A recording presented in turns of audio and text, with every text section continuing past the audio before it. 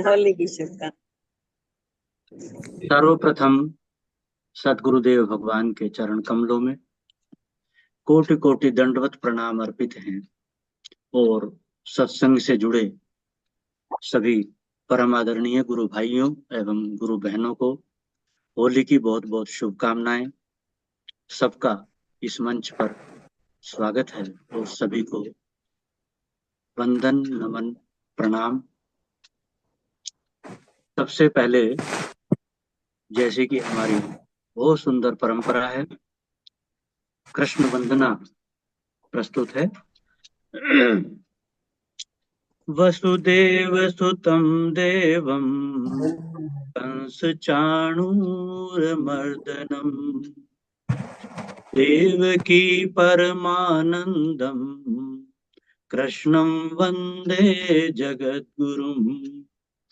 यदा यदा हि धर्मस्य ग्लानिर्भवति भारत अभ्युत्थानमधर्मस्य तदात्मानं सृजाम्यहम्। अब मंगलाचरण प्रस्तुत है। सच्चिदानंद रूपाय विश्वोत्पत्त्यादि हेतवे तापत्रय विनाशाय श्रीकृष्णाय वयं नुमः। ब्रह्मानन्दं परं सुखदं केवलं ज्ञानमूर्तिम् द्वन्द्वातीतं गगनसदृशं तत्त्वमस्यादिलक्ष्यम् एकं नित्यं विमलमचलं सर्वधी साक्षीभूतम् भावातीतं त्रिगुणरहितं सद्गुरुं तं नमामि। बोलिए सच्चिदानंद सद्गुरुदेव भगवान की जय। जय। अब एक सुंदर भजन के लिए सादर आमंत्रित हैं आदरणीय गुरु बहन श्रीमती डेजी सिंह जी। जय गुरुदेव, सभी को होली मुबारक हो।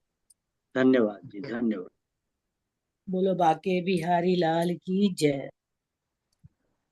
होरी में सखी होरी में, होरी में सखी होरी में, मोह पे रंग डाल्यो नंदलाल, का करूं सजनी होरी में, मोह पे रंग डाल्यो नंदलाल, का करूं सजनी होरी में।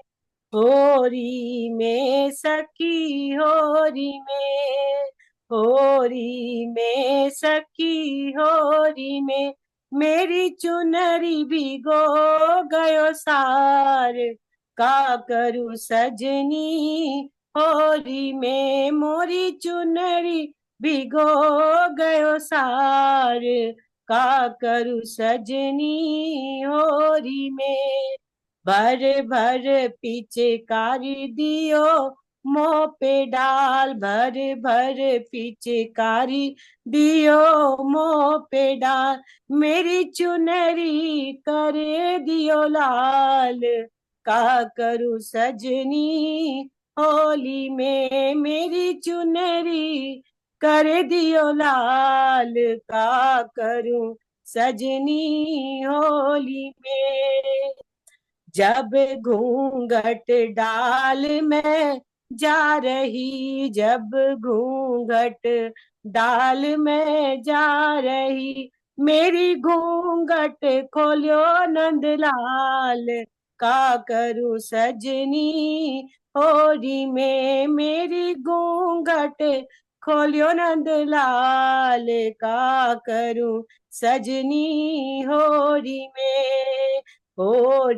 में सखी होरी में सखी होरी में मोह पे रंग डालियो नंदलाल का करूं सजनी होरी में। मैं अब ना जाऊं कभी वृंदावन, मैं अब ना जाऊं कभी वृंदावन, मेरा जीना कियो है दुश्वार का करूं सजनी होरी में, मेरा जीना करियो दुश्वार का करूं सजनी होरी में। जाके नंद बाबा से जरा पूछियो हो, जाके नंद बाबा से जरा पूछियो, काहे सबको छेड़ो नंदलाल का करूं सजनी होरी में, काहे सबको छेड़ो नंदलाल का करूं सजनी होरी में। मैं तो अपने पिया संग मग्न रही, मैं तो अपने पिया के संग मग्न रही, मुझे मिल गयो अब नंदलाल का करूं सजनी होरी में, मुझे मिल गयो अब नंदलाल का करूं सजनी होरी में। होरी में सखी होरी में, हाँ होरी में सखी होरी में, मोह पे रंग डाल्यो नंदलाल का करूं सजनी होली में। आज बीरज में होली रे रसिया, आज बीरज में होली रे रसिया, आज बीरज में होली रे रसिया। बोलो होली के रसिया की जय।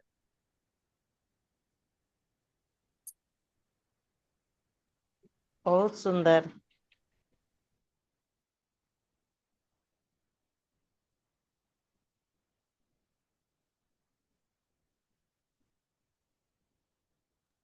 बहुत सुंदर, बहुत सुंदर। हाँ जी, राम अवतार जी, आप अनम्यूट हो गए, आप म्यूट हो गए। अच्छा अच्छा। हाँ जी, हाँ जय जी, गुरुदेव जी, जय गुरुदेव जी। जय गुरु, जय गुरु। वो बहुत सुंदर होली गाई आज दीदी ने। होरी में सखी होरी में, का करूं सजनी होरी में, मुंह पे रंग डालो नंदलाल, का करूं सजनी होरी में। वास्तविक होली तो बरसाने की, वृंदावन की ही मानी जाती है, जो कि बहुत बहुत मधुर होती है। और इतना उत्सव, इतना आनंद वहाँ की होली में है, जिन्होंने देखा है वही समझ सकते हैं और जान सकते हैं। इतनी सुंदर होली के भाव। जब घूंघट डाल में जा रही, मेरे घूंघट खोलियो नंदलाल, मैं अब ना जाऊं कभी वृंदावन, मेरा जीना किया है दुश्वार। भिन्न भिन्न प्रकार से भगवान कृष्ण की ही आराधना, उनका ही स्मरण गोपियां करती रही हैं, होली के बहाने भी और वैसे भी। बहुत सुंदर होली का गीत था, बहुत मधुर था। और अब सादर अनुरोध है वरिष्ठ गुरु भाई आदरणीय कुलदीप राय शर्मा जी से, आज का गुरुदेव का प्रवचन सुनवाने की कृपा करें।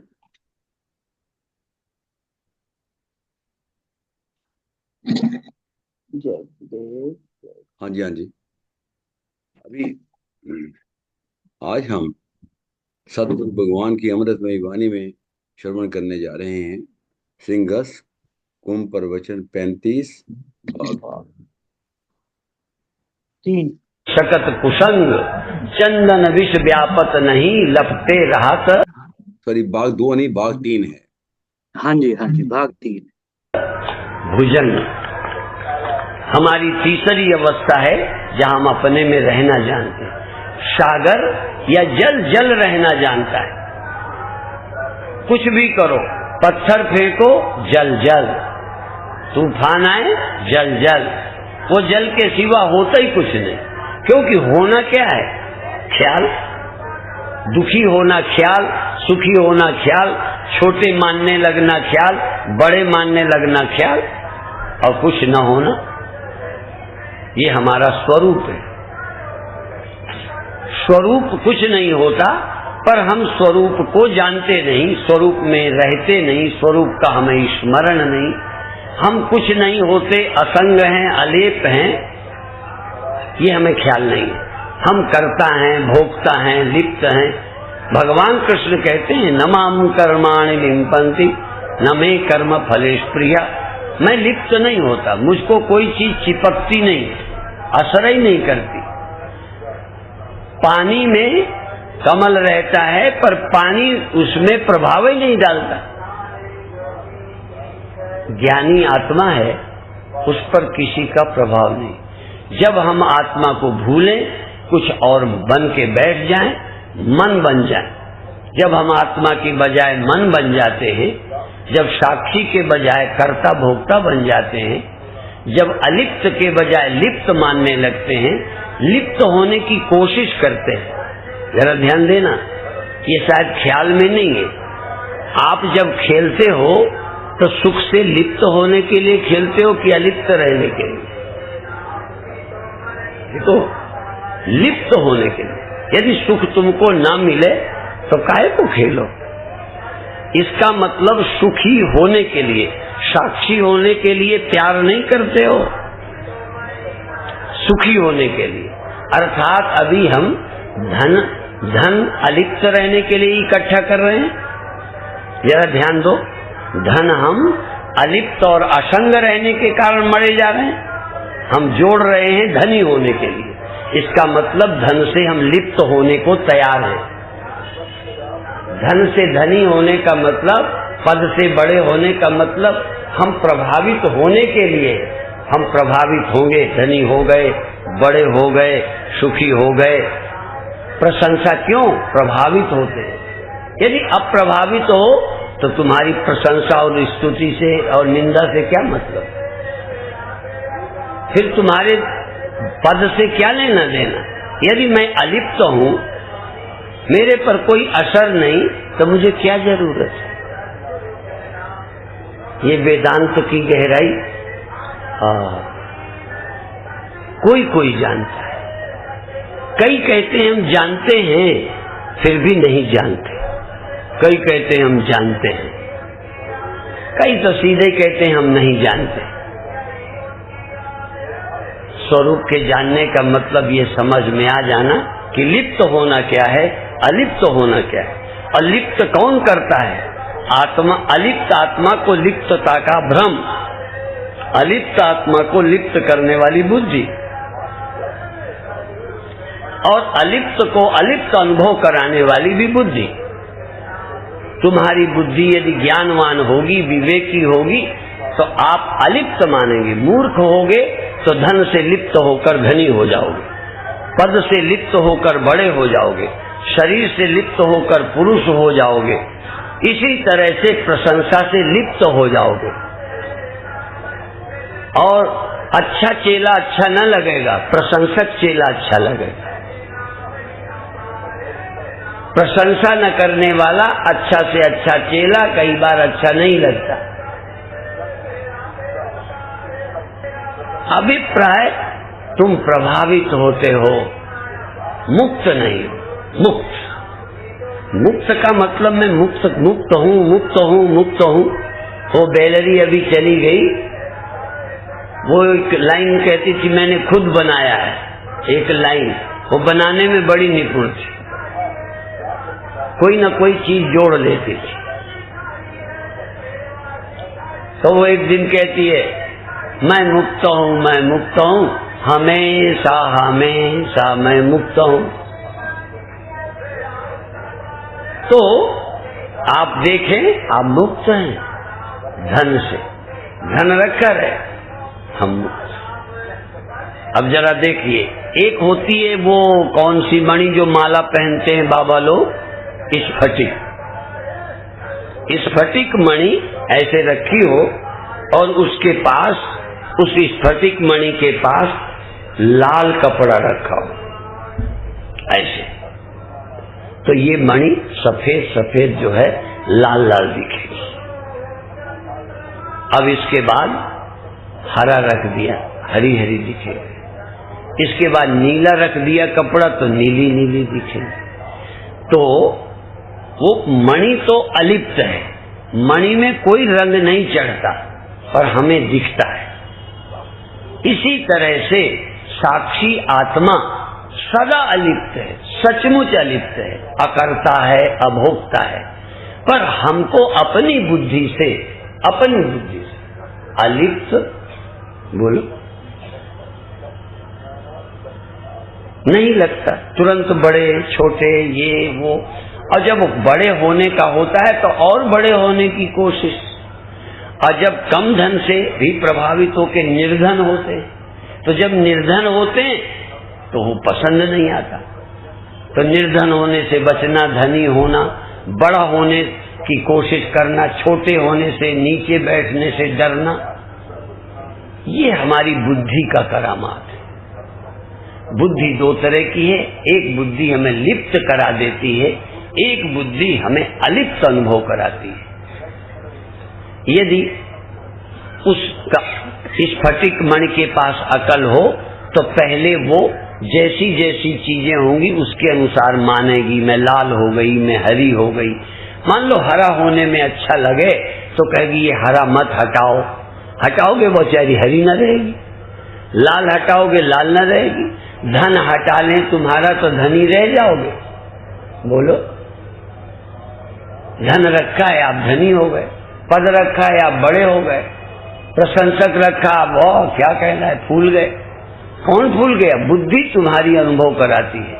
और कोई कुछ रह दे तुम बिल्कुल अलिप्त रहो, न हरे हुए, न पीले हुए, न लाल हुए, न काले हुए, न बड़े हुए, न छोटे हुए, सब हो रहा है पर मैं अलिप्त हूं।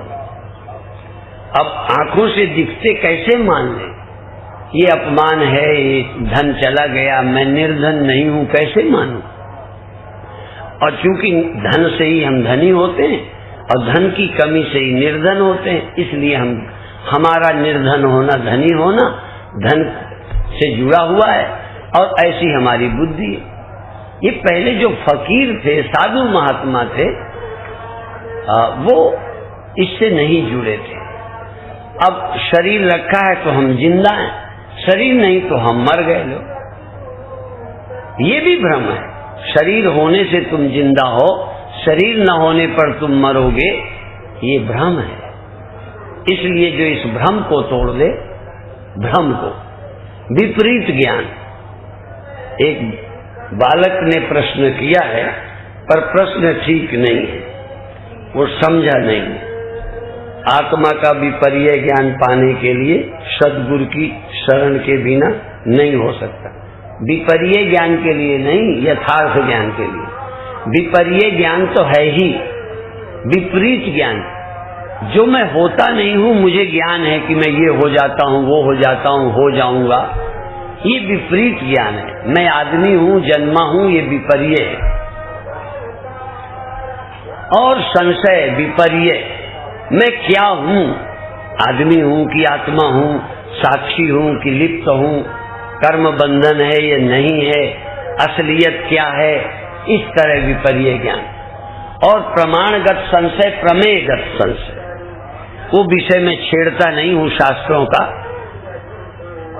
क्योंकि लोग शास्त्र नहीं पढ़े, इसलिए मैं प्रायः वही उदाहरण देता रहता हूं। प्रमाणगत संशय, प्रमेयगत संशय। परमात्मा का स्वरूप सचमुच अजन्मा अलिप्त है या जन्मने मरने वाला है? परमात्मा सचमुच व्यापक है कि एक जगह रहता है? ये उस विषय में संशय होना प्रमेयगत संशय है। और शास्त्र जो बताते हैं ये सही है कि ये सही है, रामायण सही कहती कि गीता सही कहती, ये वचन सच्चा है कि ये वचन, ये गुरु जो बताते हैं ये सही है कि वो गुरु जो बताते हैं ये सही है, इस तरह अभी हमें ग्रंथों में भी शक है। प्रमाणगत संशय, जैसे आपको ये मान लो ऐनक लगाए हो, ये हरा हरा दिखने लगे, ये सफेद कागज हरा दिखे तो ये इसमें दोष है प्रमेय में या आपकी आंख में?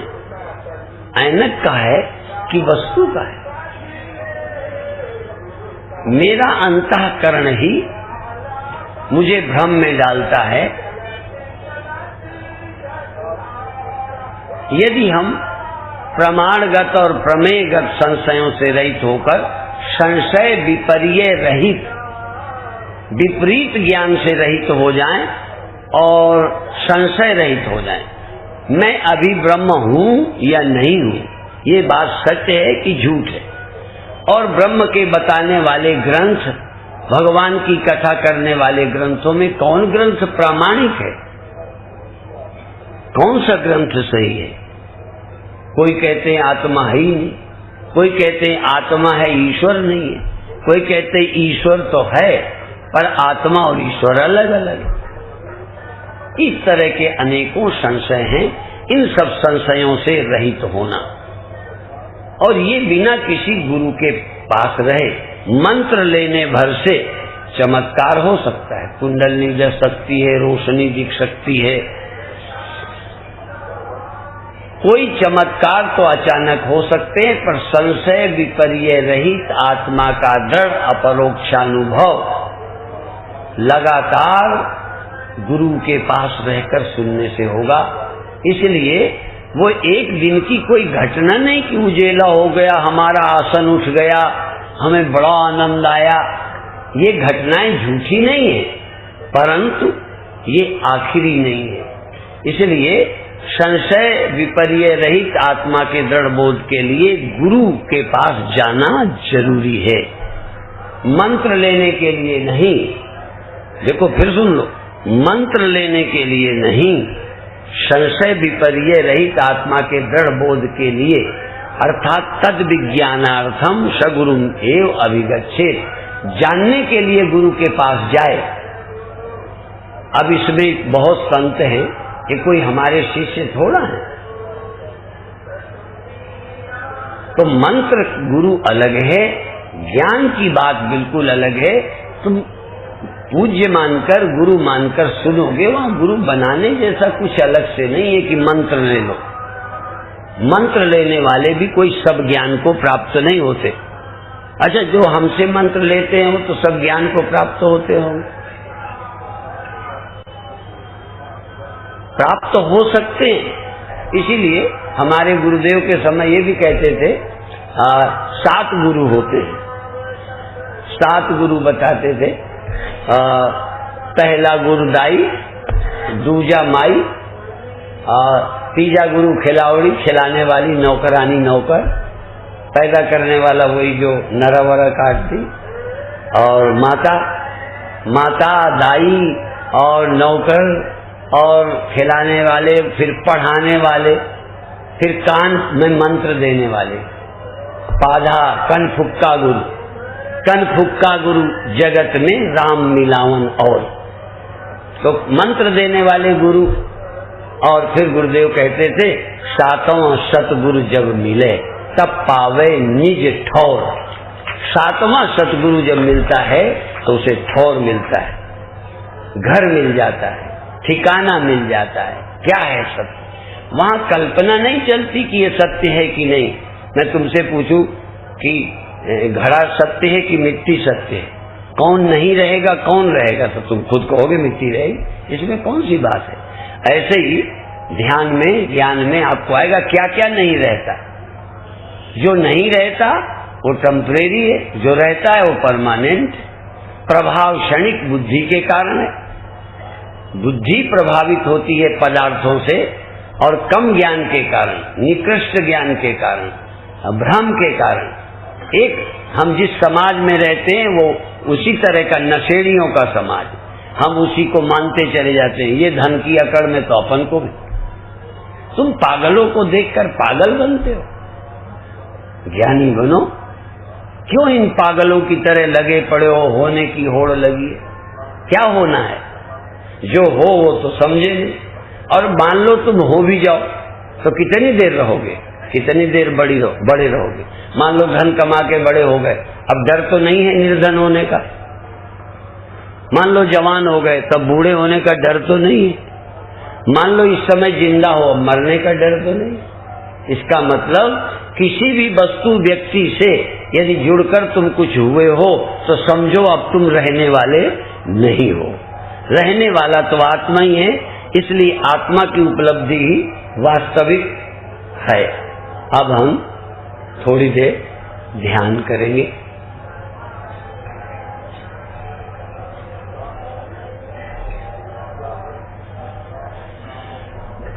थोड़ी देर आज श्वास थोड़ी लेना, पर शरीर को खूब देखो।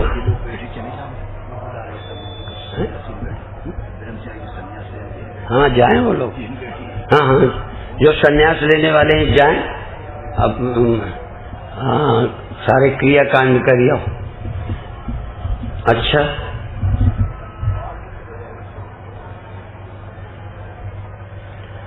अभी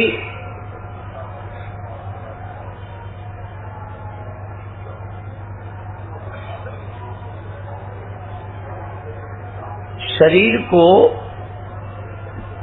किसी भी तरह से पागलों की तरह क्रियाशील करना, लेकिन संतुलन नहीं खोना।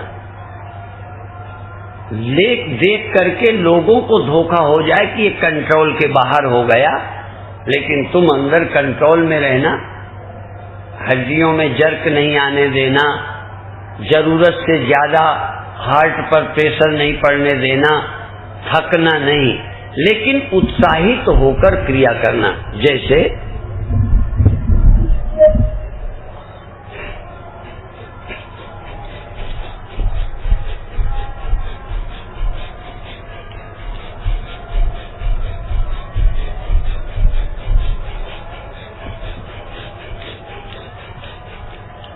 थोड़ी श्वास शरीर को सक्रिय रखो। जब आप दौड़ते हो तो श्वास बढ़ती है कि नहीं? बढ़ाते हो कि बढ़ती है?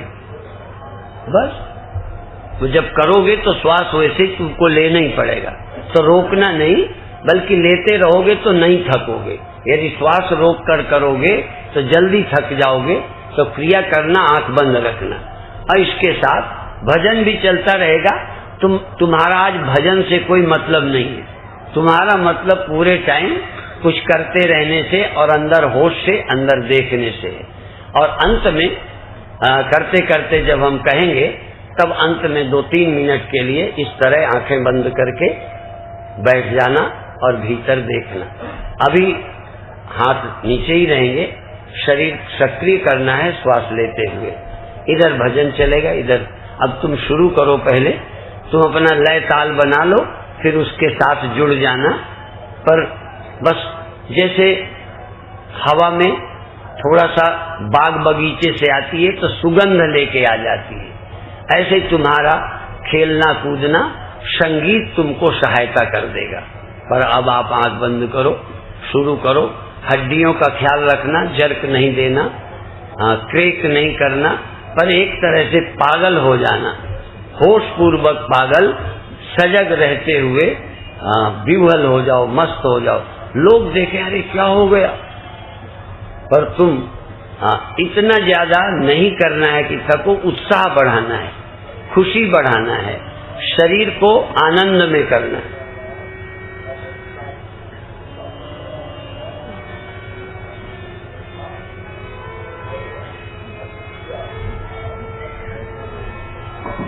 शरीर निष्क्रिय है, मन शांत है, कोई इच्छा नहीं है, इंद्रियों से भी कुछ पाने की इच्छा नहीं, मन भी अचाह है। जो कुछ है, जो दिखता है दिखता है, जो होता है होता है। मैं राजी हूँ उसी में जिसमें तेरी रजा है। हर सेकंड आनंद, प्रसन्न और शांत।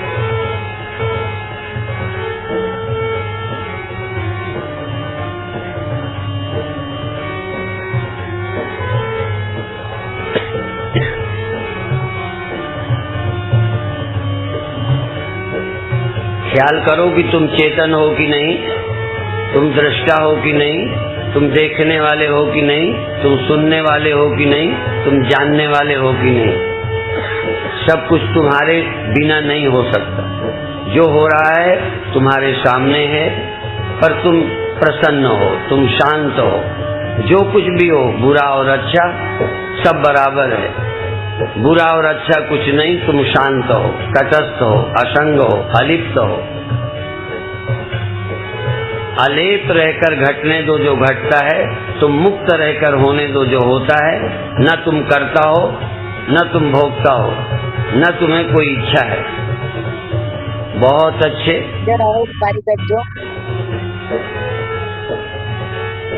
2 मिनट के बाद धीरज से अपने आप छोड़ना। 2 मिनट में धीरे धीरे अपने आप छोड़ देना। बहुत अच्छा।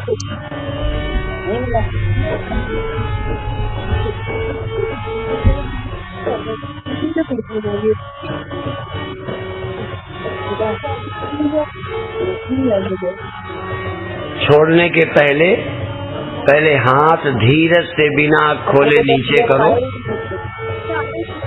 ध्यान पूरा आंखों पर एकाग्र करो। धीरज से हाथ नीचे करो। कोशिश करो ध्यान नहीं टूटे, हाथ नीचे आ जाए। यदि ध्यान छूट गया हो तो फिर से लगा लो, पर हाथ नीचे रखो। और कोई आवश्यकता हो तो उसको कर लो। 1-8 मिनट मौन और शांत रहो। बहुत अच्छे। हाथ नीचे हो गए। अभी इच्छा कोई नहीं है, मन शांत है, अंदर में बहुत होश में हूँ।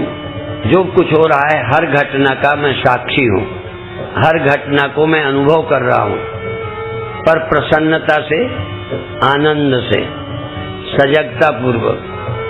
बहुत अच्छे। अब इसके बाद क्या जरूरत है पहले अपने अंदर से पूछो।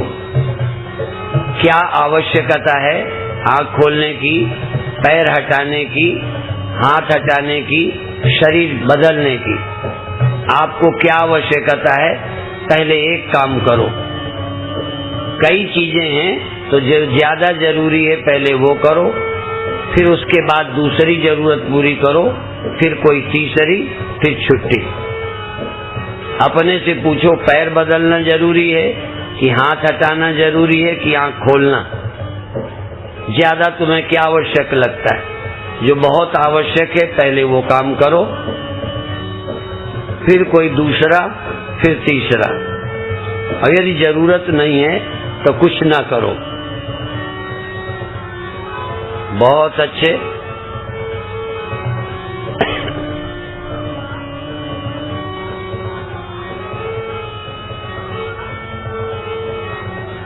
अब आप धीरज से, सहज भाव से छोड़िए। सहज भाव से छोड़िए। कई लोगों का अभी भी ध्यान लगा है, कई की क्रियाएं हो रही हैं, पर जिनका मन छोड़ने का है वो धीरे धीरे सहज भाव से छोड़ें। अंदर मन से शांत बने रहें।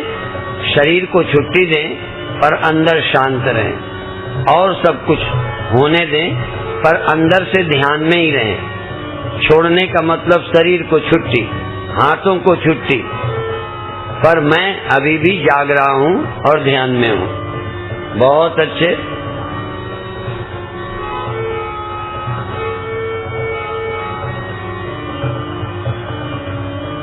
बहुत अच्छे। अब छोड़ दीजिए।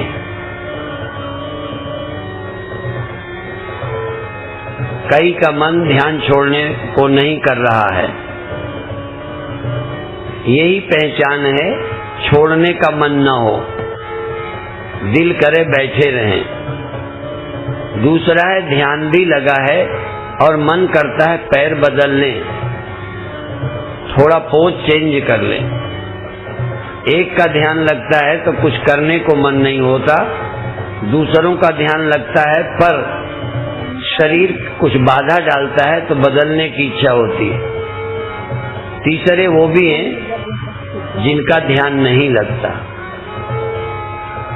ध्यान लगना पकड़ में आ जाए तो आगे कदम उठ सकते हैं। बहुत अच्छे। अब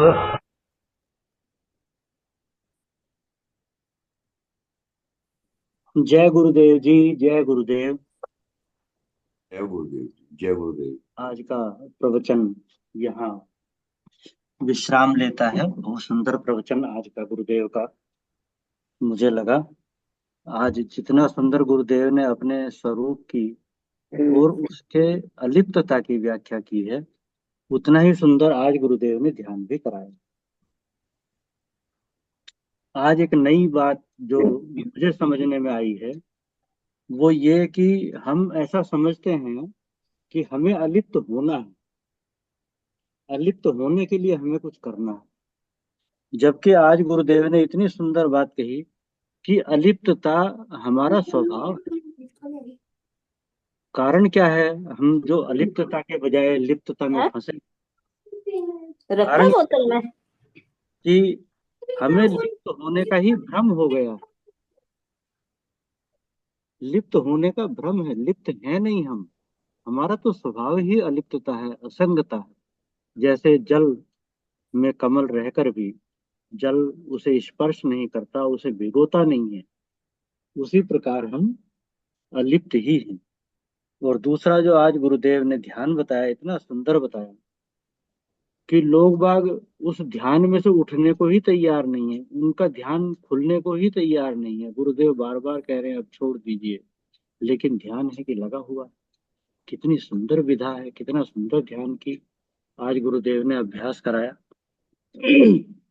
आज जितना सुंदर प्रवचन गुरुदेव का, उतनी ही सुंदर एक अभिव्यक्ति हमारी सबकी प्रतीक्षा में है। मैं सादर अनुरोध करता हूँ आदरणीय गुरु भाई श्री CM सिंह जी से आज के प्रवचन पर अभिव्यक्ति देने की कृपा करें। जी धन्यवाद। जय गुरुदेव। जय गुरुदेव। जय गुरुदेव। उपस्थित सभी गुरु भाई गुरु बहनों को सादर नमन। होली की बहुत बहुत शुभकामनाएं, बहुत बहुत बधाइयाँ। होली का त्योहार हम सब के लिए एक अवसर है जिसमें हम विषय वासनाओं का दहन कर दें। वास्तव में ये त्योहार जो है, पर्व जो हैं जो आते हैं हमारे जीवन में, ये कुछ संदेश लेकर आते हैं कि प्यारे जागो।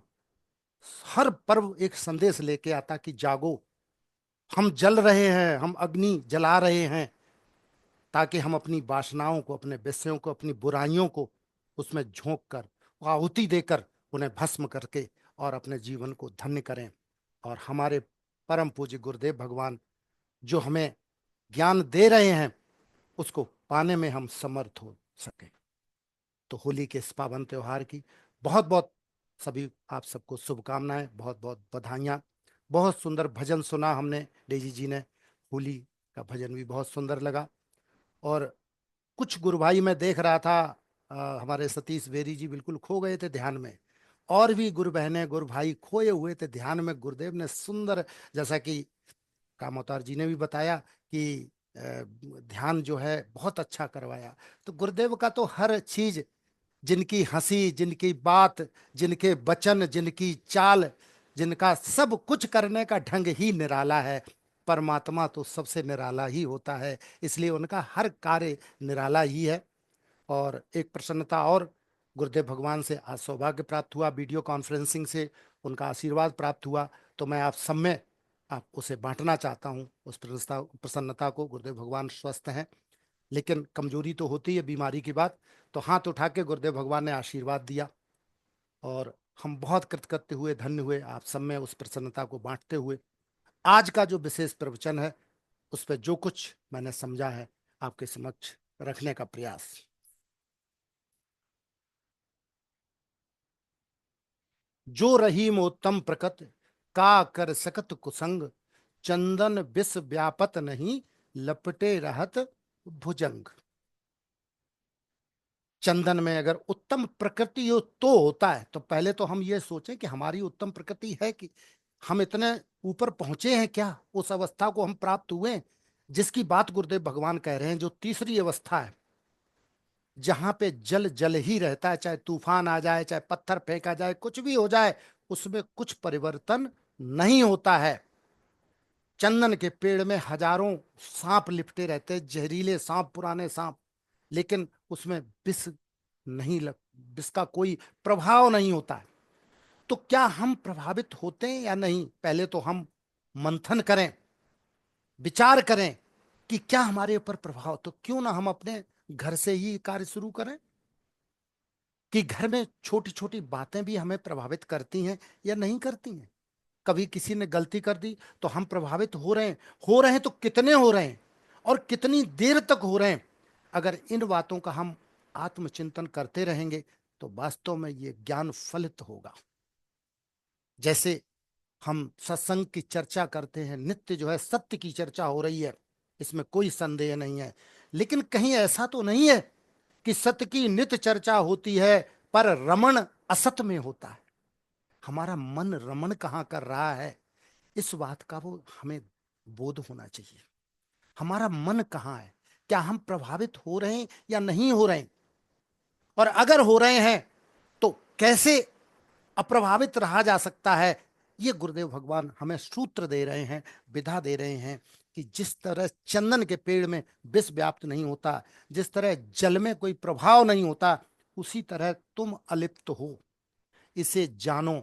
तुम्हारे ऊपर कोई लिप्तता नहीं हो सकती, तुम लिपायमान हो ही नहीं सकते हो, तुम्हारा स्वरूप ही अलिप्त है। लेकिन क्या है कि दुनिया की झंझटों में पड़कर, दुनिया की नकल करने में लगकर पागलों की तरह दौड़े चले जा रहे हो, बड़े होने की होड़ में शामिल हो रहे हो।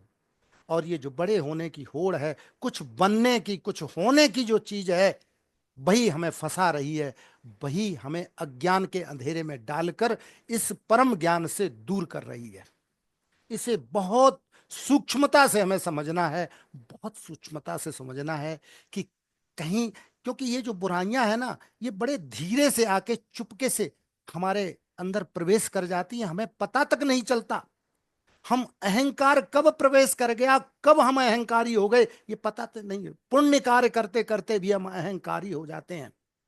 अच्छे कार्य किया, मन प्रफुल्ला, देखिए हमने तो आज 3 दिन का लगातार 9 दिन का व्रत कर लिया। एक केवल हमने कुछ नहीं, बस केवल एक गिलास दूध और बस 2 केले खाते थे और उससे कर लिया। मन अहंकार से। तो जो हम पुण्य कार्य कर रहे हैं वो चित्त शुद्धि के लिए कर रहे हैं या हम उसे अहंकार की पुष्टि के लिए कर रहे।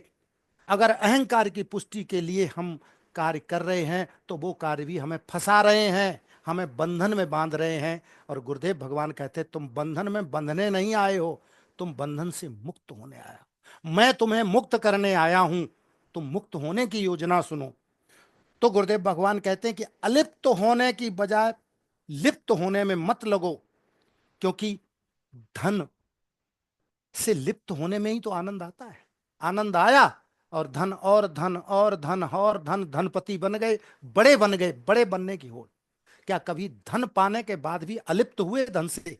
ये हमें सूक्ष्मता से विचार करना पड़ेगा। लिप्तता हमारा धर्म तो है, लेकिन बुद्धि बड़ी खिलाड़ी है। बुद्धि इस लिप्तता पे खुद आरोपित, अपनी अलिप्तता को आरोपित करके और उस लिप्त कर देती, उस अलिप्तता पे आरोपित हो जाती है लिप्तता, और हम लिप्त हो जाते हैं चीजों में। थोड़ा सा दुख हुआ तो दुखी राम हो गए, थोड़ा सा सुख हुआ तो सुखी राम हो गए, ठीक, काम आया तो कामाकार हो गए। हम रामाकार होने में क्यों नहीं यत्न कर रहे हैं? हमें रामाकार होना है, हमें कामाकार नहीं होना है। क्योंकि जब तक चाह है, जब तक इच्छाएं हैं, जब तक वासनाएं हैं, तब तक आप अधूरे रहेंगे। ये ज्ञान जो है आपको फलित नहीं होगा। कितना भी पढ़ लीजिए, कितना भी सुन लीजिए, लेकिन जब तक संसार की वस्तुएं आपको सुखदायी लगेंगी, संसार के विषयों में आप सुख ढूंढते रहेंगे, तब तक आप जो है सुखी, आनंद को प्राप्त नहीं हो सकते। तो उसके लिए हमें अचाह जो है हो जाना है, ऐसा गुरुदेव भगवान कहते हैं। ये वेदांत की गहराई से ही पता लगता है। गुरुदेव भगवान कहते हैं आत्मा अकर्ता है, अभोक्ता है, अलिप्त है, लेकिन ये बुद्धि लिप्त का भान करवाती है। तो हम, लेकिन वही बुद्धि हमें अलिप्तता का भी भान करवाने में समर्थ है, अगर हमारे अंदर गुरु वचनों की बुद्धि वो प्रतिष्ठित हो जाए। गुरुदेव भगवान कहते हैं कि मंत्र वो नहीं है जो मैं तुम्हें अकेले में बैठ के मंत्र दे देता हूं, कई प्रवचनों में गुरुदेव भगवान ने कहा है कि असली मंत्र तो मैं मंच से देता हूं, और यही मंत्र है, वास्तव में यही सूत्र है जो गुरुदेव भगवान मोती पिरो पिरो के हम लोगों को हर प्रवचन में जो है वो दे रहे हैं। इसलिए तुम अपनी प्रशंसा में लिप्त न हो, तुम धन में लिप्त न हो, तुम बड़े होने में लिप्त न हो।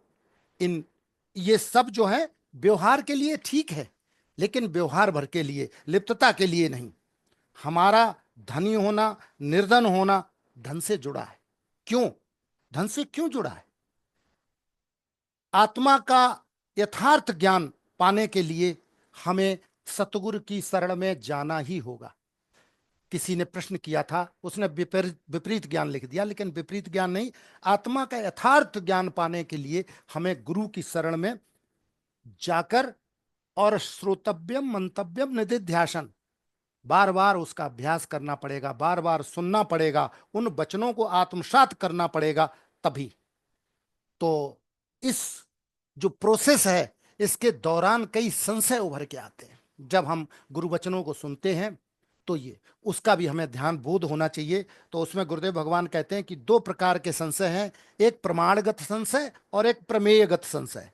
प्रमाणगत संशय में बहुत से हमारे गुरु भाई, इवन उनसे भी हमारी बात होती रहती, बोले ये समझ में नहीं आता कि ये सही है कि वहां पे हमने वो किताब में ग्रंथ में पढ़ा, वो भी बहुत बड़ा ग्रंथ है, तो ये ग्रंथ सही है, ये पुस्तक सही है कि वो पुस्तक सही, ऐसा क्या प्रमाण क्या है? ग्रंथ सही है या गुरुदेव कह रहे वो सही है, ठीक। तो ये प्रमाणगत संशय। प्रमेयगत संशय में परमात्मा निराकार है कि साकार, क्योंकि कई संप्रदाय, कई चीजों में हम इंटरेक्ट करते हैं, कई लोगों से, कई धर्म के लोगों, संप्रदाय के लोगों, अलग अलग चीजें, तो हम उसमें भी चक्कर में पड़ जाते हैं कि निराकार क्या है, साकार क्या है। गुरुदेव ने बड़े ही क्लियर ढंग से इन चीजों को स्पष्ट किया है, बहुत सुंदर ढंग से स्पष्ट किया कि साकार से एलकेजी में एडमिशन लेके और ऊपर जाना पड़ेगा। कई प्रवचनों में गुरुदेव ने कहा है कि पहले मनुष्य बनो, पहले मनुष्य बनो, उसके बाद धर्मात्मा बनो, उसके बाद महात्मा बनो, और उसके बाद परमात्मा बनो। हम क्या करते हैं गलती कि बिना मनुष्यता को प्राप्त हुए मनुष्य तो बन नहीं पाए और सीधे परमात्मा बनने निकल पड़ते हैं। कहानी वहीं पे बिगड़ जाती है, क्योंकि आपने एलकेजी, यूकेजी, फर्स्ट और सेकंड, फिफ्थ कुछ पढ़ा नहीं, सीधे हाई स्कूल की पढ़ाई करने चल दिए, ग्रेजुएट होना चाहते, जो कि असंभव है। तो गुरुदेव कहते हैं ये कर्म से नहीं प्राप्त हो सकता परमात्मा। तो कर्म से क्या, तुम्हारे लिए थोड़ी कह दिया, शुरू में तो कर्म करने पड़ेंगे। मनुष्य बनने के लिए कर्म प्रयत्नशील करना पड़ेगा, अच्छे कार्य करने पड़ेंगे, मनुष्यता लानी पड़ेगी, उसके बाद धर्मात्मा बनो, उसके बाद महात्मा, और उसके बाद उस चीज को समझो जो गुरुदेव भगवान कह रहे हैं, उसे समझो, तब जाके जो है परमात्मा प्राप्त होगी, तब जाके ये ज्ञान जो है वो गुरुदेव भगवान जो दे रहे हैं वो फलीभूत होगा। तो ये जो पागलों की दौड़, जो बड़े होने की, कुछ होने की दौड़ है, इससे मुक्त हो जाओ। तुम पहले से ही जो हो उसे समझो, उस स्वरूप को जिस दिन समझ जाओगे उस दिन तुम्हारा काम बन जाएगा। कुछ पॉइंट्स हमने निकाले हैं इस प्रवचन के और इसके पिछले एक भाग से भी। जब तक हम बाहरी जगत में सुखी होना चाहते हैं और सुख ढूंढते हैं, तब तक हम आत्म सुख की कल्पना भी नहीं कर सकते। आत्म सुख प्राप्त करना तो, आत्मानुभूति प्राप्त करना तो बड़ी बात, उसकी कल्पना भी हम नहीं कर सकते हैं जब बिना अचाह हुए। चाह ही सभी दुखों की जड़ है, इसलिए अचाह हो जाओ, अपने अंदर की प्रसन्नता को सजगता पूर्वक देखो और परमानंद को प्राप्त हो जाओ। अंदर जो सागर बह रहा है, जो अपने स्वरूप, उसको समझने का प्रयास करोगे तो आपका सुख किसी पे निर्भर नहीं रहेगा। आपके अंदर का सुख जब एक्सप्लोर करना सीख जाओगे, आपके अंदर इतनी प्रसन्नता भरी हुई, तो ये नहीं कि वो आदमी अच्छा हो जाएगा तो मैं सुखी हो जाऊंगा, ये हमें मिल जाएगा तो मैं सुखी, ये परिस्थिति ठीक हो जाएगी तो हम सुखी, नहीं नहीं नहीं, ये सब टेम्परेरी है, ये सब बकवास है। आपके अंदर का सुख जो है, जो प्रसन्नता, असली आनंद जो है, वो परमानंद, वो आपके स्वरूप में ही है। और जब आप अपने स्वरूप को जानेंगे, समझेंगे, जो हमें गुरुदेव भगवान बता रहे हैं, तो आप जो है स्वतः उस आनंद का उपभोग करके आत्म स्वरूप को प्राप्त होंगे। देह सहित सबका निषेध करके जो बचता है वही तुम हो। देह सहित हम क्या करते हैं, बने देह रहते हैं और कहते हैं सबका निषेध करो। तो देह को का भी निषेध करना, देश देह सहित सबका निषेध करके जो बचता है वही तुम हो। और फिर पलटकर जब देखोगे तो तुम ही सब कुछ हो, अर्थात सब कुछ तुम ही हो, तुम्हारे सिवा और कुछ है ही नहीं। इसे बार बार हम जब सोचेंगे, सुनेंगे, गुरुदेव भगवान की जितनी सानिध्य प्राप्त करेंगे, गुरुदेव भगवान के वचनों के जितने समीप रहेंगे, तो समझ लीजिए कि उतना ही आनंद हमें बढ़ता चला जाएगा। और जो विषयों के सुख हैं वो हमें प्रभावित नहीं कर पाएंगे, न दुख प्रभावित कर पाएगा और न सुख प्रभावित कर पाएंगे। तो सम की अवस्था जो है वो प्राप्त होगी। और सम की अवस्था जैसे धीरे धीरे, ये सब धीरे धीरे होगा, ऐसा नहीं कि एक दिन में सब कुछ प्राप्त हो जाएगा, नहीं। क्योंकि कहा है पहले मनुष्य बनो, पहले मनुष्यता को प्राप्त हो, उसके बाद धर्मात्मा बनो, उसके बाद महात्मा बनो, और उसके बाद ये आत्मा का अपरोक्षानुभूति, उसके लिए जब हम प्रयास करेंगे गुरुदेव को सुन के, तो बार बार निश्चय ही काम बन जाएगा। और इसके बाद गुरुदेव भगवान ने जो ध्यान में बातें बताई हैं कि वास्तव में क्रिया प्रधान ध्यान, भावना प्रधान और भावनातीत, ये ध्यान की स्तर हैं। तो शुरू में जो ध्यान कराया जाता है वो क्रिया के द्वारा, लंबी लंबी सांस लेके, हाथों को हिलाते हुए, ऊपर नीचे करते हुए, बहुत सारी क्रियाएं करके जो है हम मन को प्रसन्न करते हैं, मन को एकाग्र करते हैं और प्रसन्न करते हैं। तत्पश्चात उसके बाद जो गुरुदेव भगवान जो कहते जाते हैं, तो ऐसे कई गुरुदेव भगवान के ऑडियो मिल जाएंगे जो ध्यान के ही हैं। उनके साथ अगर ध्यान करेंगे तो जैसे आज हमारे गुरु भाई गुरु बहनें बहुत डूबे हुए थे, हमारे सतीश बेरी जी तो बिल्कुल बैठे बैठे, हम क्या बताएं, देख रहा था मैं। तो ये सब चीजें जो है जब होने लगेंगी, और ध्यान गुरुदेव भगवान कह भी रहे हैं कि छोड़ दो, लेकिन कुछ लोग छोड़ने को तैयार नहीं, क्योंकि ये ऐसा सुख है, सुख को कौन छोड़ना चाहता है।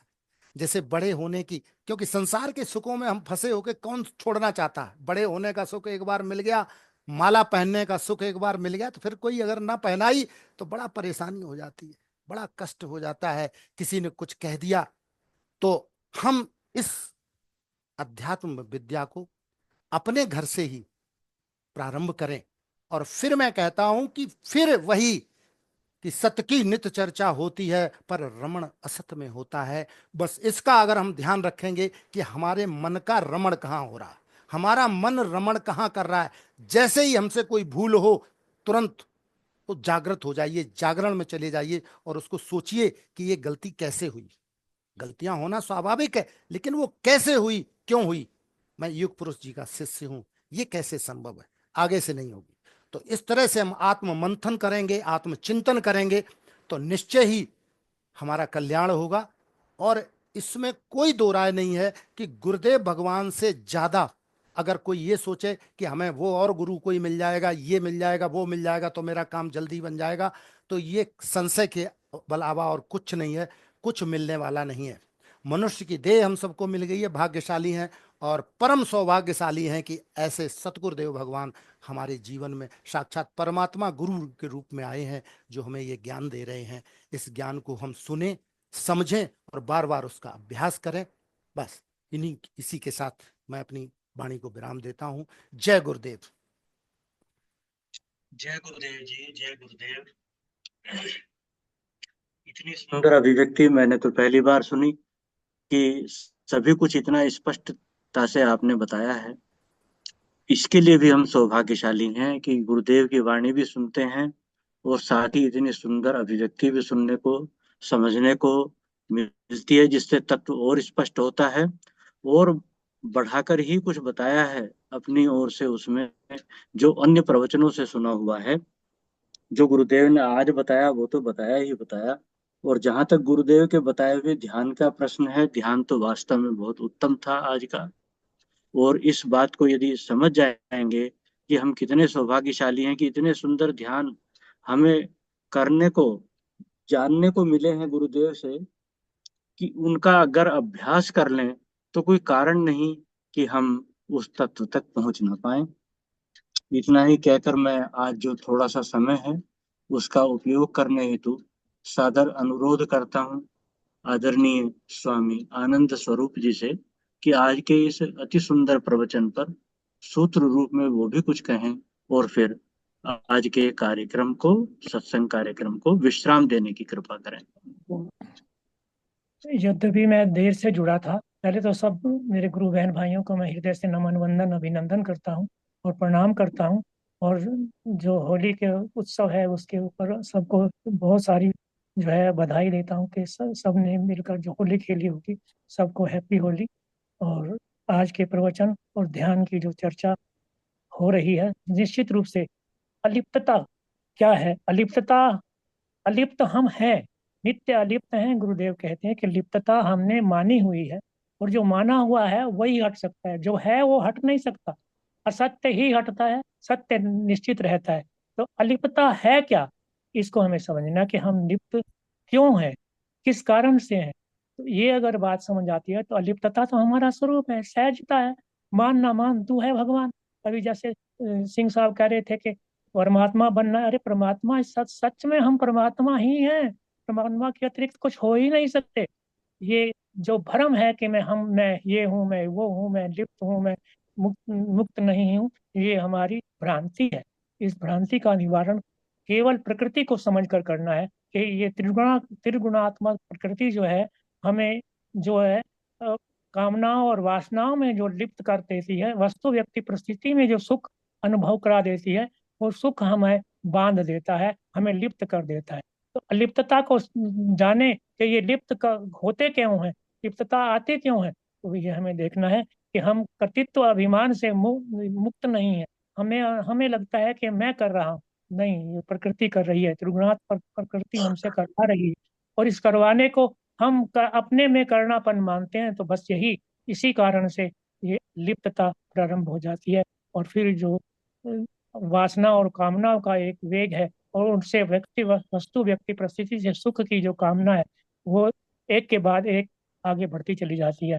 तो इस भेद को समझना है, और इस भेद को समझने के लिए गुरुदेव प्रैक्टिकली हमें ध्यान के माध्यम से उस शिखर तक ले जाते हैं, जहाँ केवल केवल और केवल सब दृश्य अलग हो जाते हैं, और दृष्टा नहीं साक्षी तत्व केवल अनुभव होने लगता है। जब साक्षी तत्व अनुभव होने लगता है तो देह और इंद्रियों से जो है एकदम से जब विलग हो जाता है व्यक्ति, तो जैसे कहते हैं शव आसन। शव आसन में क्या, शव आसन में जब लेटते हैं तो निश्चित रूप से अपने आप को हम शरीर से अलग कर लेते हैं। ऐसे ही ध्यान के माध्यम से भी सजग रहकर अपने आप को मन बुद्धि इंद्रियों से अपने आप को भिन्न मानकर उसमें उससे अलग मानकर कुछ देर भी हम टिकते हैं, तो कुछ देर में ही ऐसी ऐसी अभिव्यक्तियां, ऐसी ऐसी सुंदर दृश्य, ऐसे सुंदर कल्पनाएं अपने चित्त में उठती हैं, जिनको जिनको देखकर, समझकर, अनुभव करके व्यक्तित्व में ऐसा लगता है कि मैंने पहले क्या पा लिया, क्या मिल गया मुझे। ऐसी अभिव्यक्ति जो है चेतना को स्पर्श करती है, और जब ये स्पर्श करती है तो एक आकर्षण का कारण बनती है। और जब ये आकर्षण ऐसा है कि एक बार अगर आ जाए तो ये आकर्षण धीरे धीरे करके बढ़ता चला जाता है, और अपने चरम तक, अपने स्वरूप तक लाके खड़ा कर देता है। और स्वरूपस्थ होते ही जो है सब चीजें हैं, वो जो लौकिक जगत की प्रकृति के प्रभाव से होने वाली सारी जितनी भी चेंजेस हैं, और जो भी मन बुद्धि इंद्रियों द्वारा अनुभव हो रहा है, वो अनुभव केवल केवल और केवल एक स्वप्न की तरह से लगता है।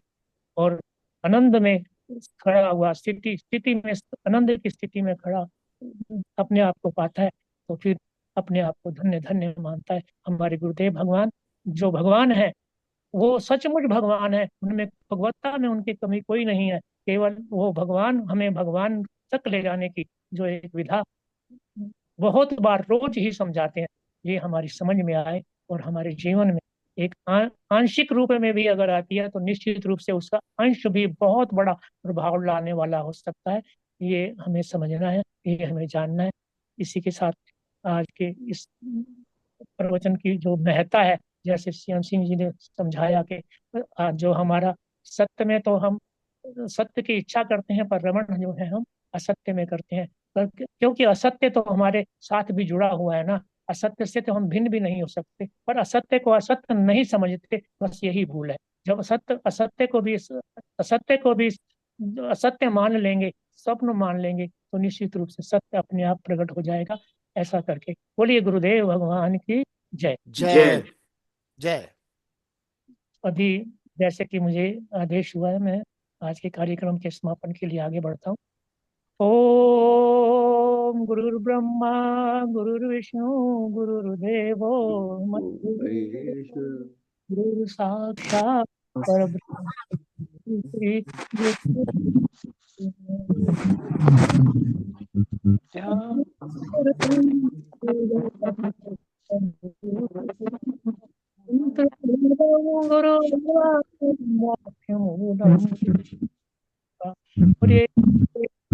भगवान की जय। सर्वे भगवान